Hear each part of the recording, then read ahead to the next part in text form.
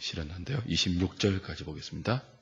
출애굽기 15장 1절부터 26절까지 제가 한 절, 여러분이 한 절 교독합니다.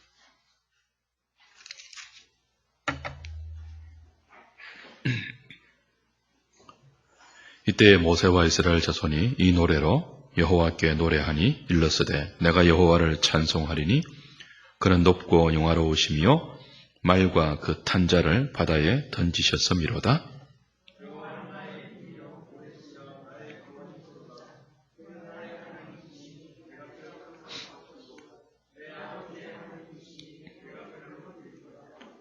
여호와는 용사시니 여호와는 그의 이름이시로다.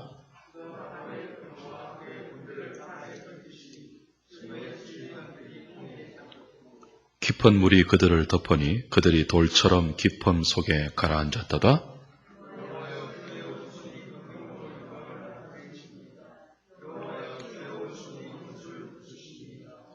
주께서 주의 큰 위엄으로 주를 거스르는 자를 엎으시니이다. 주께서 진노를 발하시니 그 진노가 그들을 지푸라기 같이 사르니이다.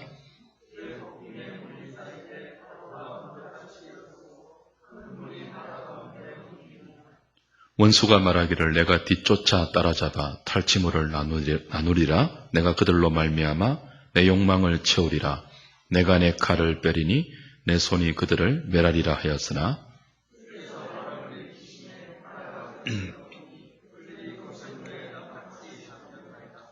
여호와여 신중에 주와 같은 자가 누구니이까? 주와 같이 거룩함으로 영광스러우며 찬송할 만한 위엄이 있으며 기이한 일을 행하는 자가 누구니이까? 주의 인자하심으로 주께서 구속하신 백성을 인도하시되 주의 힘으로 그들을 주의 거룩한 처소에 들어가게 하시나이다.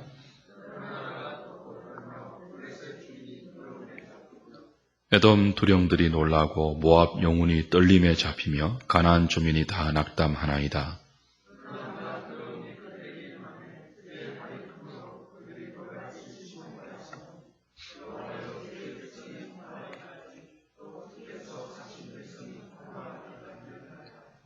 주께서 백성을 인도하사 그들을 주의 기업의 산에 심으시리이다.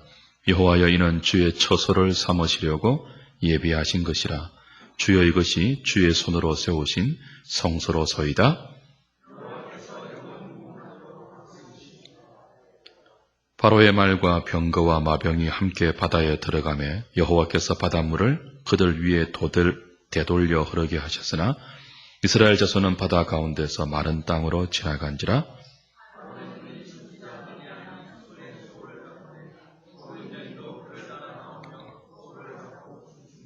미리암이 그들에게 화답하여 이르되 너희는 여호와를 찬송하라. 그는 높고 영화로우시며 말과 그 탄자를 바다에 던지셨음이로다 하였더라.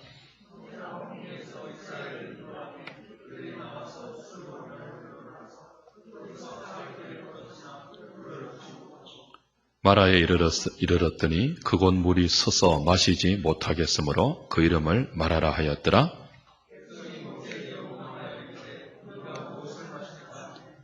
(25절) (26절) 같이 봅니다. 모세가 여호와께 부르짖었더니 여호와께서 그에게 한 나무를 가르치시니 그가 물에 던지니 물이 달게 되었더라. 거기서 여호와께서 그들을 위하여 법도와 율례를 정하시고 그들을 시험하실세 이르시되 너희가 너희 하나님 나 여호와의 말을 들어 순종하고 내가 보기에 의를 행하며 내 계명에 귀를 기울이며 내 모든 규례를 지키면 내가 애굽 사람에게 내린 모든 질병 중 하나도 너희에게 내리지 아니하리니 나는 너희를 치료하는 여호와임이라. 아멘.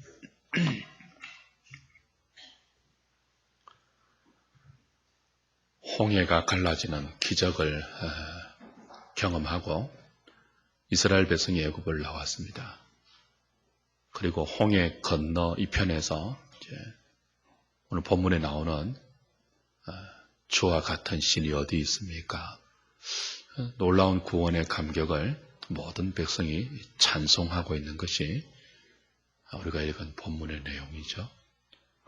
지금 이스라엘 백성이 여호와를 찬송하고 있는데 누가 시켜서 하는 게 아니에요.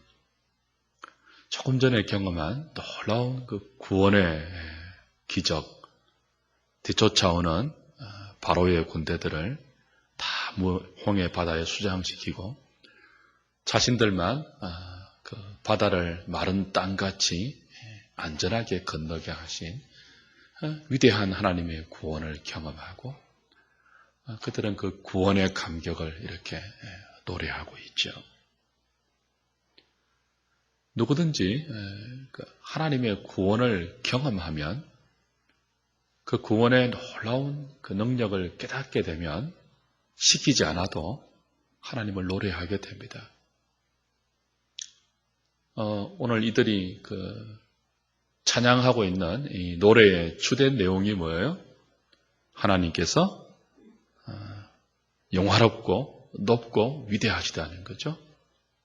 그 영화롭고 높고 위대하신 하나님이 나의 힘이고 나의 구원자고 나의 산성이고 나의 노래고 나의 하나님이며 내 아버지의 하나님이다. 이렇게 노래하고 있습니다. 오늘 이들이 노래하는 이 고백과 노래의 백미가 뭐냐 하면 바로 오늘 제가 설교의 제목으로 잡았던 11절의 고백이에요. 여호와여 신중에 주와 같은 이가 누굽니까? 주와 같이 거룩함에 영광스러우며 찬송할 만한 위엄이 있으며 주와 같이 기이한 일을 행하는 자 누굽니까? 고백이에요. 많은 여호와를 노래하는 그 내용들이 본문에 쭉 열거되지만 그 중에 절정은 바로 이 11절에 주와 같은 신이 어디 있습니까? 하는 고백입니다. 지금까지 이들이 알았던 신은 애굽의 우상밖에 없었습니다. 그런데 이들의 입을 통해서 어떤 고백이 흘러나오고 있습니까? 신중에 그들이 알았던 애굽의 우상과 비교가 안 되는 여호와를 그들은 조금 전에 경험한 거예요. 신중에 여호와 같은 신이 어디 있습니까? 그들이 그전에 알았던 애굽의 모든 우상들은 신이 아니며 홍해를 가르고 쫓아오는 바로의 군대를 다 몰사시키고 자신들을 주의 능력으로 건지신 여호와 하나님만이 바로 유일한 신이라고 고백하고 있는 거죠. 그걸 그들이 깨달아 알아서 감격 가운데 찬송하고 있습니다. 얼마나 놀라운 고백입니까? 얼마나 감격적인 노래입니까? 그런데 그 다음의 내용은 우리를 심히 당혹해 합니다. 이 놀라운 찬송, 이 감격 가운데 터져나오는 노래가 채 3일이 가지 않았다는 사실을 오늘 본문에서 우리는 발견하게 되죠. 22절부터 26절까지의 내용이 그거예요. 신중에 여호와 같은 분이 어디 있습니까? 하나님 같은 신이 어디 있습니까? 하나님 외에는 신이 없습니다. 그런 뜻이에요. 우리가 보고 알았던 애굽의 모든 우상은 신이 아닙니다.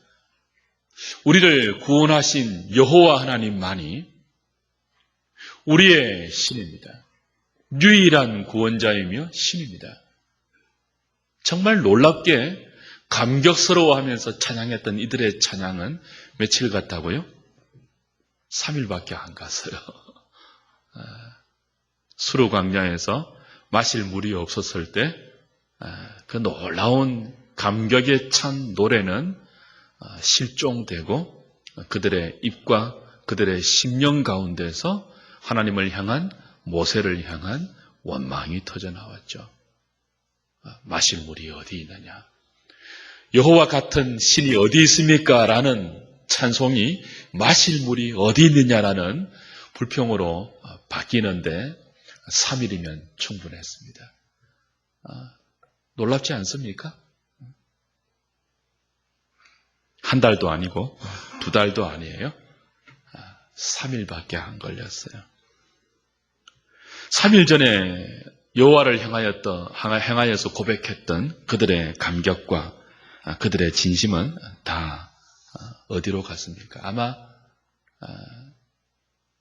처음에는 이들도 광야를 다녔지만 그리고 마실 물이 없었지만 하나님을 기대했을 거예요. 조금 전에 홍해를 가르고 그들을 구원하신 하나님의 놀라운 구원을 분명히 체험하고 목도했으니까요. 까짓것 광야에 물점이야 주시지 않겠느냐 기대했겠죠. 여호와는 나의 힘이라고 고백했잖아요. 여호와는 나의 구원이라고 고백했잖아요. 여호와는 나의 하나님이라고 고백했잖아요. 내 아버지의 하나님이라고 고백했잖아요. 신 중에 여호와 같은 신이 어디 있습니까? 하나님밖에 없습니다. 고백했잖아요. 그 믿음을 가지고 그들은 수르 광야에 물 없는 하룻길을 하나님이 역사하신다는 기대를 가졌을 것입니다. 이틀도 그랬을 거예요. 근데 사흘이 지나니까 하나님을 향한 기대와 주를 향한 그 놀라운 감격은 그들의 심령 가운데 다 사라지고 천신만고 끝에 발견한 그 마라의 물을 맛본 결과 마실 수 없는 선물인 것이 밝혀진 후에는 주를 향해서 여과 없이 불평을 쏟아내었죠. 여과 없이 원망을 뱉어내었죠. 사랑하는 여러분, 왜 하나님께서 이 놀라운 그 구원의 노래를 부르고 있는 이스라엘 백성을 수르 광야로 인도하고 있을까요? 물 없는 광야로 인도하고 있을까요?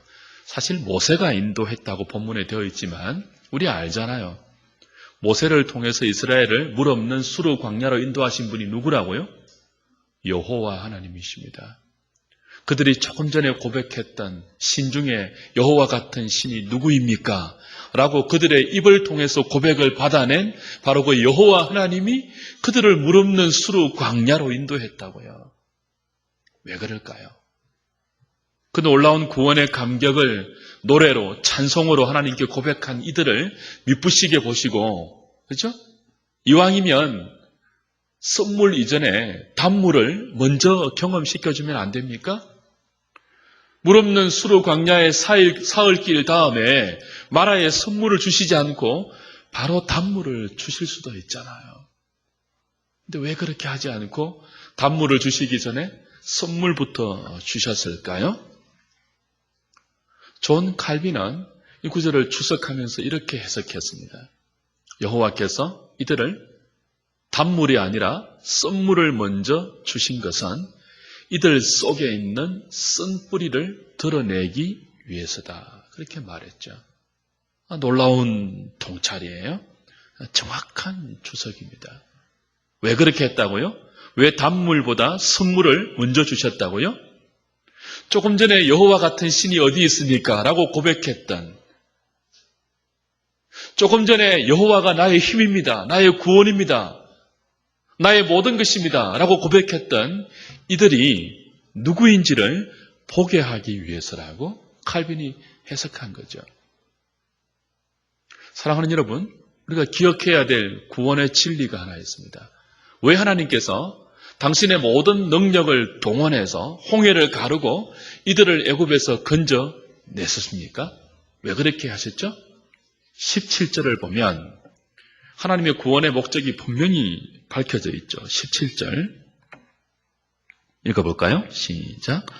주께서 백성을 인도하사 그들을 주의 기업의 산에 심으시리이다. 여호와여, 이는 주의 처소를 삼으시려고 예비하신 것이라. 주여, 이것이 주의 손으로 세우신 성소로소이다.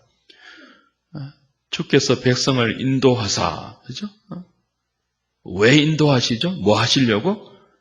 그들을 주의 기업의 산에 심기 위해서예요. 이것은 그들을 주의 처소 삼으시려고 예비하신 것이라고 말하고, 또 이것이 주의 손으로 세우신 성소로소이다 라고 말해요. 다시 말하면 하나님께서 당신의 큰 능력을 동원하셔서 이들을 애굽에서 끄집어내신 것은 일시키기 위해서가 아니에요. 뭐 하기 위해서도? 이들을 성소 삼기 위해서예요. 이들을 거룩한 처소 삼기 위해서예요.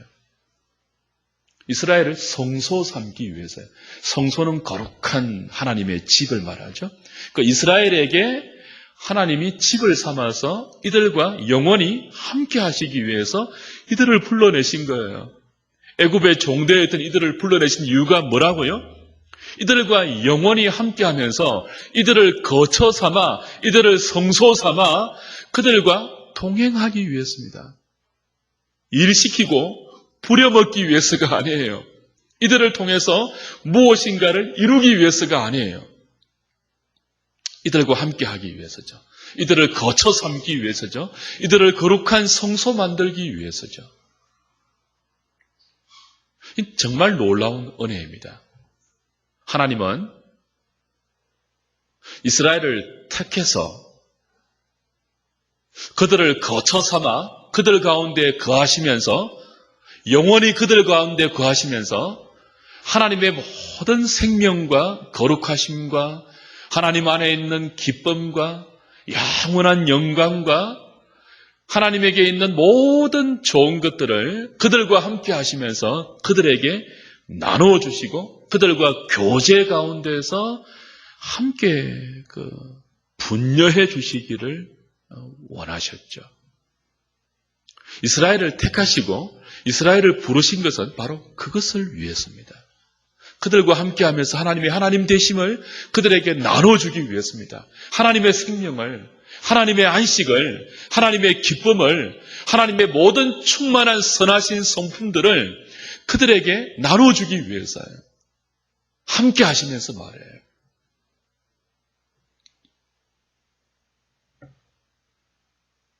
근데 이게 하루아침에 되는 것이 아니죠.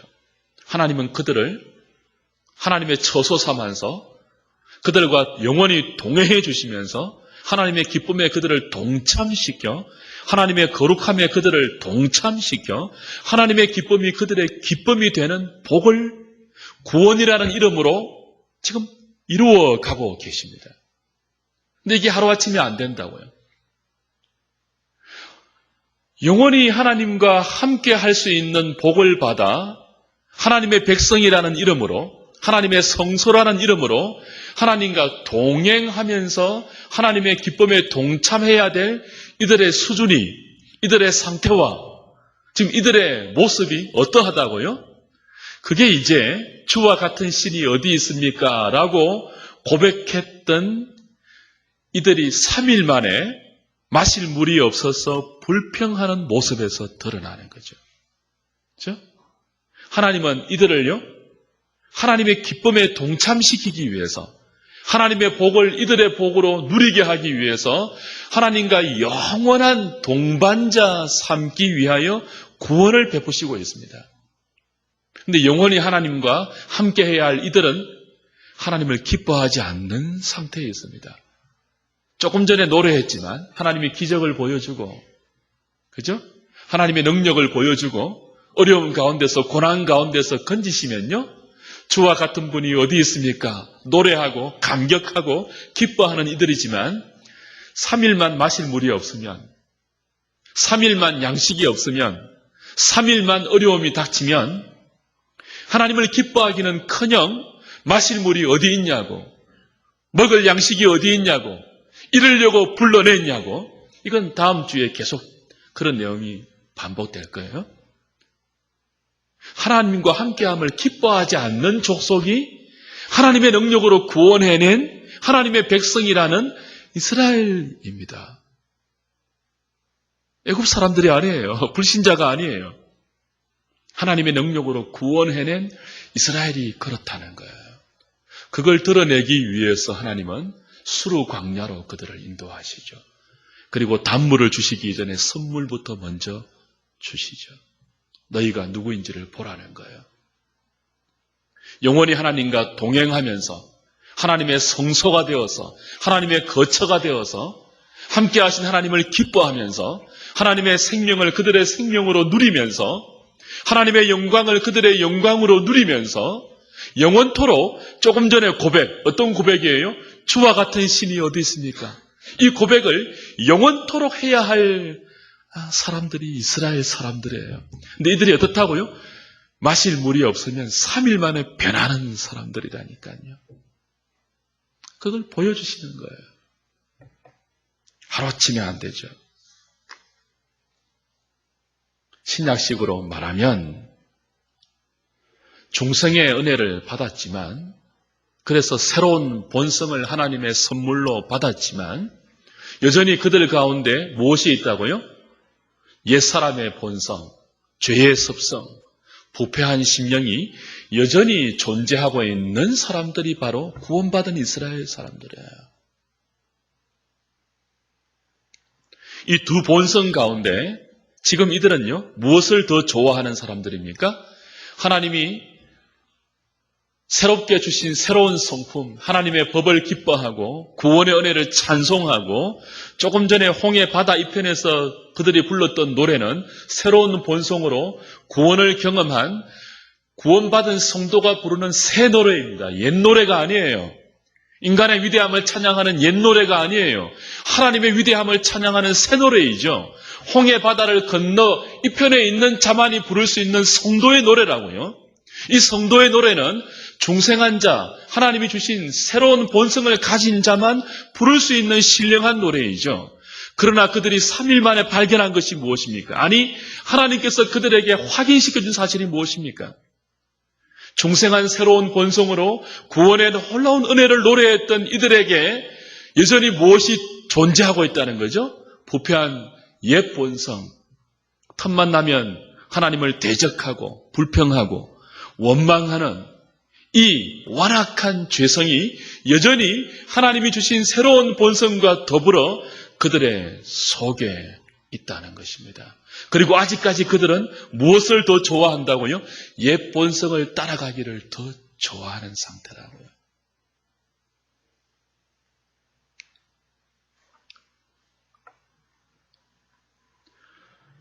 이게 이제 신약 로마서 7장에 가면 내 안에 두 법이 싸우고 있다 하는 그 유명한 바울의 탄식으로 서술되어 나오죠.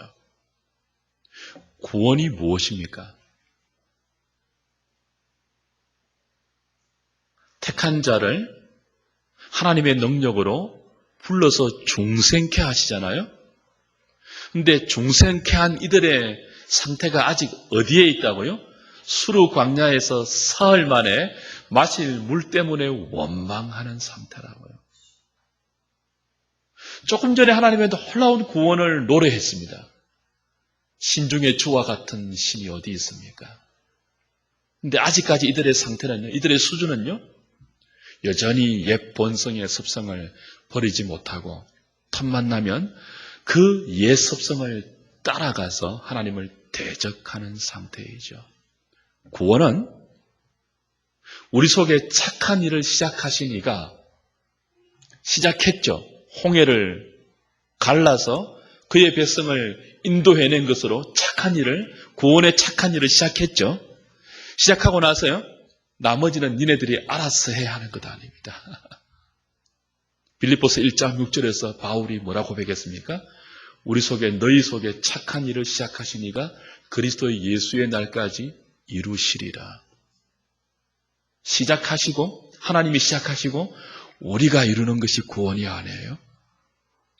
시작도 하나님이 하시고 과정도 하나님이 하시고 이루시는 것도 하나님이 다 하시는 것입니다. 이들이 아직 어디에 있다고요? 놀랍게도 너무 빨리 불평하는 상태에 있다고요. 물 때문에, 양식 때문에, 어려움 때문에. 그래서 오늘 본문은 이런 이들을 치료하시겠다는 하나님의 계시가 나타납니다. 26절 보십시오.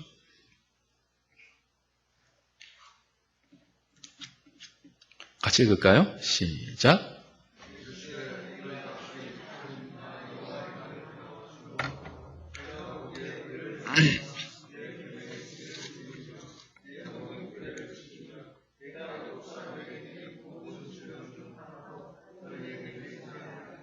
나는 너희를 치료하는 여호와임이니라. 유명한 여호와 라파, 치료하는 하나님이 여기서 계시되고 있죠. 이게 어떤 맥락인지를 잘 보셔야 돼요. 하나님께서 큰 능력으로 10가지 재앙과 홍해를 가르는 기적을 통하여 이스라엘을 구원해 내셨어요. 그들의 심령 가운데 구원의 놀라운 은혜를 찬양하는 새 노래를 받아내셨어요. 그런데 그들과 영원히 동행하시면서 하나님의 모든 생명과 기쁨과 영광과 거룩함을 나누어 주시려는 하나님의 이 복된 계획에 아직 순적하게 동조하지 못해요. 영원히 하나님과 동행하면서 하나님을 기뻐하는 수준은커녕 영원히가 아니에요. 석 달도 아니에요. 한 달도 아니에요. 일주일도 아니에요. 3일을 하나님과 감격 가운데 동행하지 못한다고요. 무엇이 필요하죠? 여전히 옛 본성을 따르고 있는, 아니 옛 본성 따르기를 더 좋아하는, 아니 그것이 체질이 되어 있는 이들을 고치셔야 되죠. 그렇죠? 하나님을 더 좋아하는 체질로 옛 본성을 따르는 거룩한 사람들로 고쳐나가셔야 되죠. 그래서 오늘 본문에 무엇이 계시될 수밖에 없다고요? 나는 너희를 치료하는 여호와 뭐라고요? 라파시다. 여호와 샤파다. 치료하는 하나님이 계시되고 있는 거예요. 어떻게 치료하십니까? 어떻게 치료하세요? 마라의 선물을 단물로 변하게 하시는 사건이 결정적인 힌트와 암시로 주어져 있죠. 25절을 보십시오. 24절에 백성이 원망하죠. 무엇을 마실까? 그 원망하면서 하나님을 원망할 때 모세가 이제 하나님께 부르짖습니다. 그러자 하나님께서 어떻게 하십니까? 모세에게 한 나무를 지시하세요. 가르치세요. 그리고 하나님이 가르치신, 하나님이 지시하신 그 한 나무를 모세가 물에 던지니 물이 달게 되었습니다. 굉장히 중요한, 하나님께서 이스라엘 백성을 치료하시는 중요한 힌트가 여기에서 주어지죠. 마라의 선물을 달게 하시는 하나님의 구원의 방도는 하나님이 지시하신 한 나무예요. 아무 나무가 아니에요. 지시하는 한 나무예요. 이전 번역에는 지시라고 되어 있습니다. 지금은 가르쳤다고 되어 있지만 한 나무예요. 꼭 집어서 정관사 더가 붙어 있죠. 한 나무예요. 한 나무. 하나님이 지시하시는 그 나무예요. 그 나무예요. 이 나무 자체가 무슨 화학적인 작용이 있어서 이 나무가 선물에 던져지면 화학적으로 물리적으로 이 단물로 변하는 게 아니에요. 이건 이적입니다. 하나님이 지시하신 그 나무가 물에 던져질 때 선물이 단물이 된 것은 사인, 표적이에요. 이적이에요. 단순한 기적이 아니고 이것은 표적이죠. 표적이란 것은 기적 중에서 구원자를 예표하고 구원자를 바라보는 특별한 하나님의 기적을 사인, 표적이라고 합니다. 여기 나오는 한 나무를 통해서 마라의 썬물이 단물이 된 것은 바로 이것이 예수 그리스도의 십자가를 예표하는 특별한 이적, 특별한 표적임을 우리는 기억해야 합니다.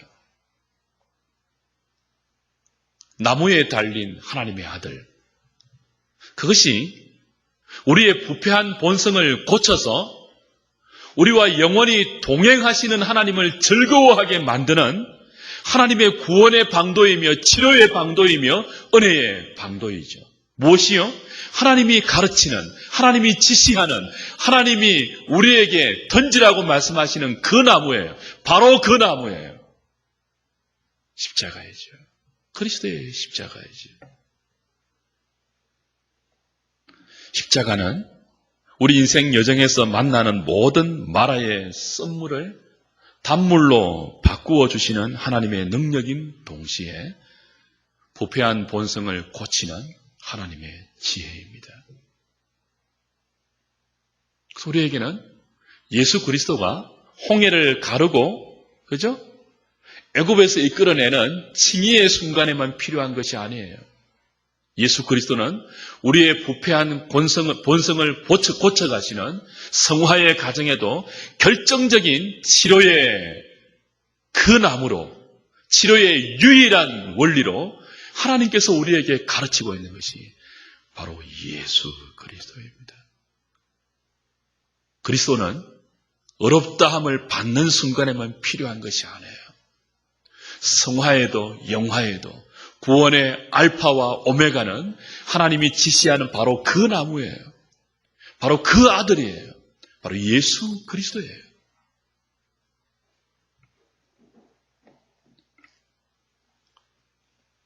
주 안에 사랑하는 여러분, 여기에서 우리는 이스라엘 백성이 홍해를 건너서 하나님의 위대한 찬양을 노래했던 그 백미, 그 노래의 백미, 주와 같은 신이 어디 있습니까? 라는 고백의 참된 의미를 여기에서 연결시켜서 적용할 수 있어야 됩니다.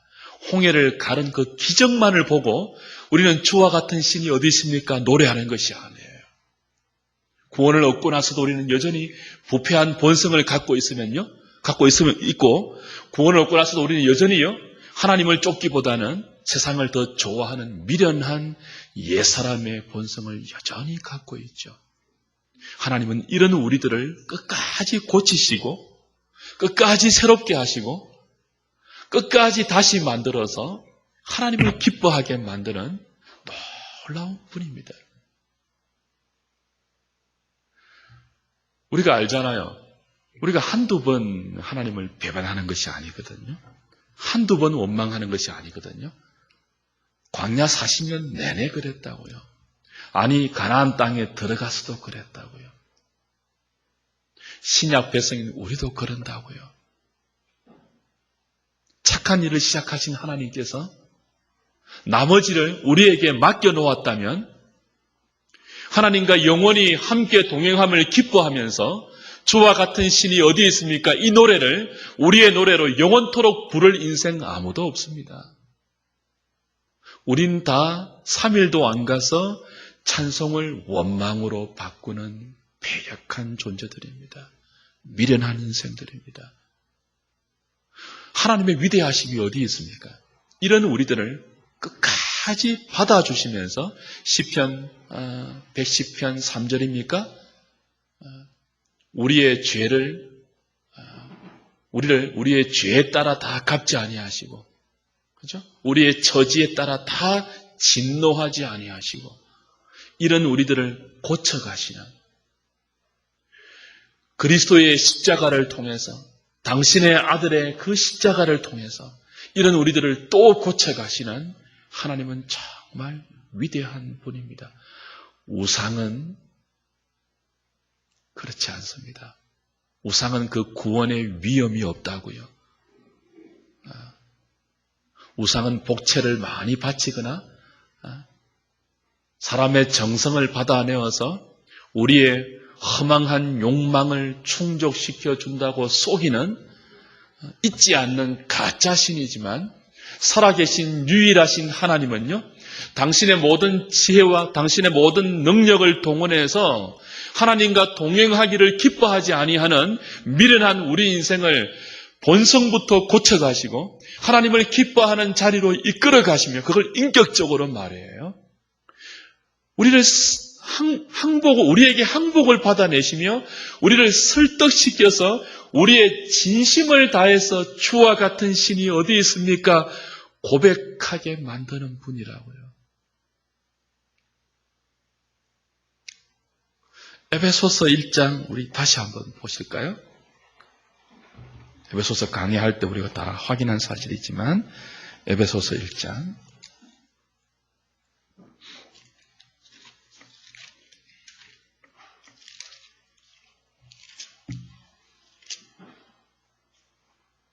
19절 보십시오.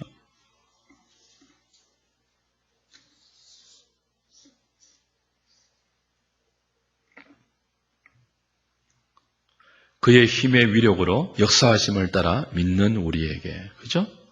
자, 우리의 믿음은 그의 힘에 하나님의 힘의 위력으로 역사하심을 따라 우리가 믿게 된 거죠. 우리의 능력과 우리의 지혜로 우리가 선택해서 믿은 게 아니에요. 하나님의 힘의 위력으로 역사하심을 따라 우리가 믿게 되었는데 그것으로 끝이 아니에요. 자, 홍해를 가르고, 그죠? 애굽에서 건져내신 것은 하나님의 힘의 위력이잖아요. 그 하나님의 힘의 위력을 그들이 목도하고 홍해 바다 건너편에서 노래했잖아요. 주와 같은 신이 어디 있습니까? 노래했잖아요. 근데 그 노래가, 그 감격이, 그 구원의 놀라운 감동이 3일을 못 갔잖아요. 거기서 그치는 게 아니에요. 하나님의 구원의 능력은 그 힘의 위력으로 역사하심을 따라 우리에게 믿게 하실 뿐만이 아니고 믿는 우리에게 뭐라고요? 베푸신 능력의 지극히 크심이 어떠한 것을 너희로 알게 하기를 원하노라.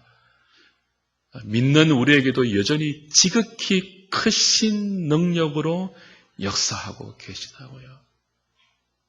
늘 원망하고 늘 불평하고 하나님과 동행한다면, 그죠?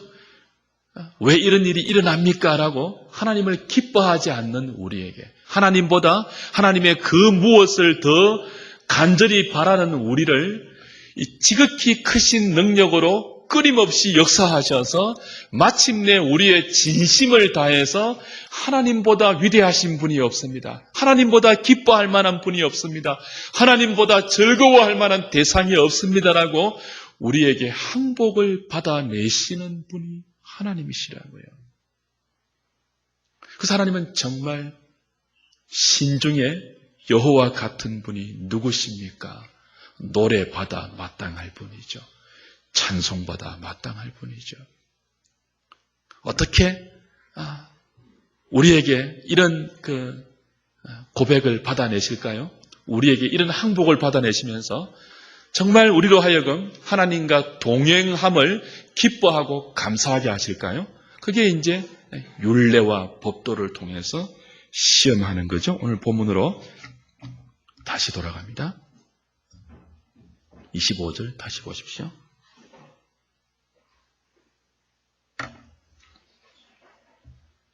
모세가 여호와께 부르짖었더니 여호와께서 그에게 한 나무를 가르치시니 그가 물에 던지니 물이 달게 되었더라. 그 다음 뭐라고 하죠? 거기서 여호와께서 그들을 위하여 뭘 주고요? 법도와 율례를 정하시고 그 다음 어떻게 하시죠? 그들을 시험하실세라고 해요. 자, 하나님께서 우리를 고치셔서 우리를 성소 삼아서요. 하나님과 영원히 동행하는 하나님의 처소 삼아서요. 그리고 하나님을 기뻐하는 인생으로 만들어 가세요. 치료해 가시는데 그 치료해 가시는 그 과정과 방법이 율례를 주시고 법도를 통해서 시험하시는 거예요. 한 나무를 통해서 마라의 선물을 단물로 바꾸어 주시는 은혜의 후에 율례와 법도를 주십니다. 물론 아직까지 시내산에서 십계명과 율법이 주어지기 전입니다. 그걸 이제 바라보고 있는 거죠. 율법은 구원의 방도가 아닙니다. 하나님의 은혜로 구원을 얻은 자에게 주시는 치료하는 방도입니다. 우리의 부패한 본성과 죄성을 치료해서 주와 같은 신이 어디 있습니까? 라는 고백으로 다다르게 하는 시험을 위한 치료의 방도가 율례와 법도입니다. 그래서 마라의 썬물을 단물로 바꾸어 주시는 하나님이 지시하는 한 나무를 통해서 그 은혜를 베푸시고 나서 거기에서 율례와 법도를 주신다고요. 홍해를 건넌 이스라엘 백성을 시내산에 불러서 율법을 주신다고요. 이 순서가 중요하죠. 구원받기 위해서 주시는 게 아니에요. 구원 얻은 백성들에게 율법을 주신다고요. 율법의 용도가 뭐죠? 오늘 본문에서는 그들을 시험하는 거예요. 시험. 구원 얻은 그들을 시험하는 거예요. 뭐가요? 하나님의 율례와 법도가. 여러분, 시험이 뭐예요? 실력을 알아보는 거죠. 그 사람의 수준을 알아보는 거죠. 시험을 통해서 실력이 어느 정도인지 체크하는 거예요. 자, 이들이 구원받은 백성이에요. 조금 전에 신중에 여호와 같은 분이 어디 있습니까? 라고 놀랍게 노래했던 백성들이에요. 근데 그들의 실력이 어디에 있다고요? 율례를 통해서, 법도를 통해서, 시험을 통해서 그들의 실력이 드러나죠. 여러분, 율법은, 자, 보십시오.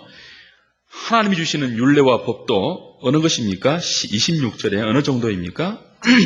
이르시되 너희가 너희 하나님 나 여호와의 말을 들어 순종하고, 이게 이제 법도와 율례입니다. 하나님이 그들을 위해서 정하신 법도와 율례예요. 그들을 시험하는 법도와 율례예요. 너희가 나의 말을 들어 순종하는지를 보는 것이 율법입니다. 그리고 하나님 보시기에 의를 행하는지 시험하는 것이 율법이에요. 내 계명에 귀를 기울이며 내 모든 규례를 지키면 내가 애굽 사람에게 내린 모든 질병 중 하나도 너희에게 내리지 아니하리니. 이렇게 되어 있죠? 잘 보셔야 돼요. 자, 구원 얻은 그들에게, 은혜를 체험한 그들에게 하나님이 율례와 법도를 정해 주십니다. 이건 나중에 이제 시내산 밑에서 주신 율법과 십계명과 모든 것들로 구체화될 것입니다. 근데 그들을, 그 율법과 법도를 주신 의미가 뭐예요? 용도가 뭐예요? 그들을 시험하는 거예요. 너희가 얼마나 나의 말을 잘 순종하고 있는지, 너희가 나보기에 얼마나 의를 행하는지, 그걸 시험하는 거예요. 만약 그걸 시험해서 모든 규례를 다 지키면 애굽에게 내린 질병 중 하나도 내리지 않겠다고 하십니다. 근데 우리가 알다시피 그 모든 규례를 지킬 수 있습니까? 모든입니다. 모든. 하나님 보시기에 의를 행하면입니다. 하나님 보시기에 의, 그 수준은 예수 그리스도 외에는 도달한 사람이 없는 거예요. 모든 규례를 지킨 인생은 아무도 없다고요. 그래서 모든 인생은 율법 아래에서, 법도 아래에서 우리 질병받아 마땅한 인생이며 죽어 마땅한 인생임을 깨닫게 됩니다. 그걸 누구에게 주었다고요? 은혜 체험한 구원받은 이스라엘 백성들에게 주셨다고요. 구원을 받았지만 그들의 존재 자체는 어떤 존재라고요? 하나님의 규례에 비춰보니까, 하나님의 율례에 비춰보니까 질병을 받아 마땅한, 죽어 마땅한 죄인이라는 거예요. 하나님 앞에서 의를 행하기에 도무지 그 의의 수준에 미치지 못하는, 그렇죠? 율법이 마음을 다하는 거잖아요. 뜻을 다하는 거잖아요. 목숨을 다하고 힘을 다하고 성품을 다해서 하나님을 사랑하는 거잖아요. 내 이웃을 내 몸처럼 사랑하는 거잖아요. 그게 하나님께서 은혜 받은 자에게 주신 율법이란 말이에요. 정해주신 법도란 말이에요.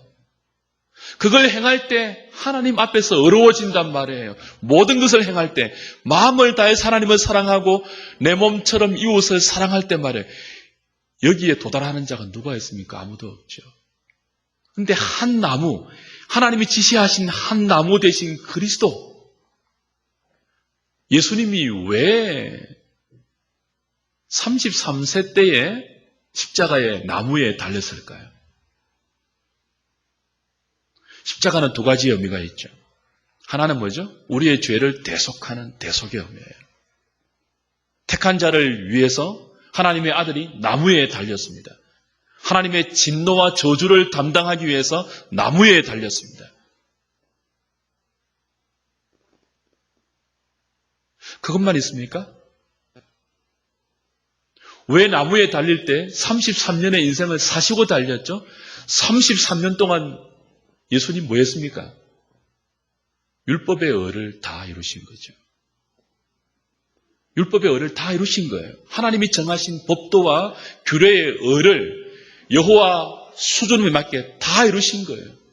1.1획도 변함없이 율법을 완전케 하신 그리스도, 율법을 완성시키고 성취시키고 다 이루신 그리스도가 나무에 달려서 우리의 죄는 다 짊어지시고 율법의 의를 그를 믿는 자에게 다 전가시킨 분이에요. 그래서 우리는 이 나무 아래서 하나님이 주신 이 한 나무, 그분이 가르치신, 그분이 지시하신 이 한 나무에 달린 그 아들을 통해서 우리는 주와 같은 신이 어디 있습니까를 끊임없이 고백할 수밖에 없어요. 우리의 구원은요, 거저 얻은 것이 아니에요. 그리스도를 통해서 얻은 것인데 그리스도가 우리의 죄에 해당되는 진노와 저주와 형벌을 다 짊어지시고 그 저주의 죽음을 대신 죽어주셨고요. 그것이 끝이 아니죠. 율법의 의로 흠이 없는 인생을 33년 동안 완벽하게 사셔서 하나님 앞에 의롭다함을 받아내어서 그 의로움을 우리에게 전가시킨 거예요. 그러나 여전히 우리는 아직 뭐예요? 부패한 본성을 따라 살고 있는 이 죄의 습성을 가지고 있기 때문에 그 완벽한 죄의 전가와 의의 전가를 통해서 우리를 하나님의 자녀 삼으신 이후에 다함은 열심으로 여전히 우리를 고쳐가고 있죠. 무엇으로요?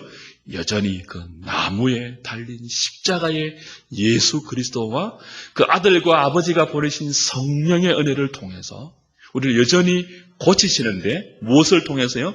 율례와 법도를 통해서요. 이 율례와 법도 아래서 우리가 죄인이구나, 질병을 받아 마땅한 죄인이구나를 깨닫게 됩니다. 로마 7장에 나오는 바울의 고백처럼 오호라 내 속에 두 법이 싸우고 있는데 원하는 바 선은 행하고 원치 않는 바 죄를 행하는 나를 본다. 누가 이 사망의 몸에서 나를 건져내랴. 율법은 우리로 하여금 이 탄식을 가져오게 하죠. 계명이 이르기 전에는 내가 살았습니다. 법이 이르기 전에는 내가 펄펄 살았어요. 내가 어려운 줄 알았어요. 그러나 계명이 내게 이르니까 나는 죽고 죄가 살아났죠. 나는 질병을 받아 마땅한 존재이며 이 죄의 삭스로 죽어 마땅한 존재임을 율법을 통해서 우리가 안다고요. 누가요? 구원받은 백성들이. 여러분, 지금 현대교회의 문제가 뭔지 아십니까? 율법을 통하지 않고 복음이 선포되는 거예요. 율법을 통해야 죄인됨을 깨달아집니다. 근데 대부분은요, 구원받고 나서 죄인됨이 깨달아 알아지죠. 그걸 알게 하는 역할이 뭐라고요? 율법과 하나님의 법도입니다. 신 중에 주와 같은, 여호와 같은 신이 어디 있습니까? 누가 고백할 수 있습니까? 나 같은 죄인을 구원하신 하나님의 구원이 얼마나 놀라운 구원인지를 깨닫는 자가 할 수 있는 고백이에요. 율법을 통해서 자신이 얼마나 처참한 죄인인지를 깨닫지 못하면요, 신 중에 주와 같은 신이 어디 있습니까? 이런 고백은 뱉어내지 못한다고요. 현대교회는 율법을 통하지 않고 바로 복음을 선포합니다. 그 사람들이 죄인됨을 몰라요. 자신이 죽을 죄인인지를 모른다고요. 피상적으로 안다고요. 바울처럼 누가 이 사망의 몸에서 나를 건져내라 하는 처절한 고백을 못한다고요. 늘 자유로웠는데 예수님이 자유케 해준다고 하시니까 예수로 말미암는 자유가 뭔지 모르는데 어떻게 감사가 나옵니까? 늘 자유로웠는데. 율법이 주는 저주, 모든 율법 중에 하나만 어겨도 율법의 저주를 받아 죽어야 하는 이 하나님의 거룩한 법의 원리, 그 법의 원리 안에서 처절하게 깨닫는 자신의 실상, 오호라 나는 공고한 자로다. 이 율법이 주는 처절한 자기 인식 없이는요, 복음의 감격을 알 수 없습니다. 복음이 복음되지 못해요. 로마서 보십시오. 죄를 먼저 말하죠. 죄를. 그리고 율법 외에 하나님의 또 다른 한 의, 믿음의 의를 설명한다고요. 우리를 바로 보게 하는 것이 하나님의 율법입니다. 그 율법 아래서 우리는 뭐죠? 구원받았음에도 불구하고 우리가 얼마나 구원받기에 합당하지 않는 철저한 죄인인지를 깨닫습니다. 그리고 구원자를 주신 하나님의 은혜를 비로소 감사하게 됩니다. 구원자를 주실 뿐만이 아니고 뭐죠? 계속해서 그분이 나를 치료해 가시면서 나로 하여금 설득하시고 하나님과 함께하는 삶의 기쁨을 알아가게 하시는 그 하나님의 놀라운 구원의 열심을 감사하게 만들어 가시죠. 그래서 여러분은 말씀을 들어야 되는 것입니다. 우리가 계속 교회 나와서 이 말씀을 들을 때 부담스럽잖아요. 여러분, 부담을 주지 않는 하나님 말씀은요, 우리를 복음 앞으로, 감격 앞으로 이끌지 못하는 거예요. 하나님 말씀은 부담스럽게 들어야 돼요. 거룩하게 살라는 말씀 들으면 부담스럽잖아요. 죄를 짓지 말라는, 타협하지 말라는 말씀을 들으면 부담스럽잖아요. 부담스러워 하시면서 우리의 연약함을 깨달아야 돼요. 그 말씀에 순종하지 못하는 우리의 죄성을 절감해야 돼요. 죽을 수밖에 없는 우리의 패역함을 이 말씀 앞에서 날마다 깨달아야 돼요. 그래서 우리는 날마다 가난한 마음으로 하나님을 찾아야 돼요. 그때 고침받죠, 우리는. 그리고 찬송하게 되죠. 신중에 여호와 같은 신이 어디 있습니까? 하나님의 열심이 아니면, 하나님의 은혜가 아니면 나 같은 죄인이 어떻게 구원받을 수 있겠습니까? 우리 로마서 11장 찾고 말씀 좀 마치겠습니다. 로마서 11장. 로마서는 11장까지가 구원의 복음을 설명하는 것이고 12장부터가 구원받은 자가 살아가는 삶의 내용이잖아요. 그죠? 근데 12장 구원받은 자가 살아가는 삶으로 나가기 이전에는요, 이게 반드시 있어야 돼요. 11장 33절부터입니다. 33절부터 36절까지 읽겠습니다. 시작. 깊도다 하나님의 지혜와 그의 판단은 헤아리지 못할 것이며 그의 길은 찾지 못할 것이로다. 누가 주의 마음을 알았느냐? 누가 그의 모사가 되었느냐? 누가 주께 먼저 드려서 갚으심을 받겠느냐? 이는 만물이 주에게서 나오고 주로 말미암고 주에게로 돌아갑니다. 그에게 영광이 세세히 있을지어다. 아멘. 자, 11장까지가 구원의 복음을 설명하는 내용이에요. 근데 구원의 복음을 설명하는 마지막이 뭐예요? 깊도다 하나님의 지혜입니다. 이 고백이 없으면요, 12장으로 못 넘어가요. 12장부터가 뭐라고 했죠? 구원받은 자가 살아내는 삶의 내용입니다. 우리 몸을 하나님 기뻐하시는 거룩한 산 제사로 드리는 거예요. 근데 이게 무엇이 있어야 가능한 것입니까? 깊도다 하나님의 지혜와 지식의 풍성함이요. 무엇이요? 우리를 구원하는 하나님의 구원의 지혜, 그 구원의 지식이 깊다는 거예요. 너무 깊다는 거예요. 이게 오늘 출애굽기 15장에서 나오는 신중에 주와 같은 신이 어디 있습니까? 라는 고백과 똑같은 고백이죠. 그렇죠?